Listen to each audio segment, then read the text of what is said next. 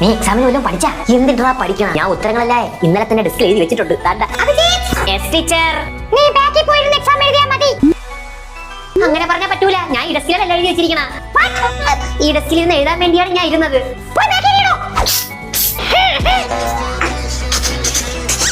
शताब्दी express train number 11, 12, 13 platform number 2 में चलता है. കലോത്സവത്തിന്റെ പ്രാക്ടീസ് ടീച്ചർ.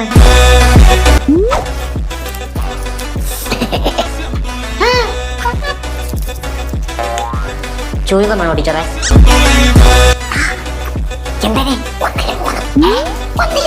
മനസ്സിലായില്ല.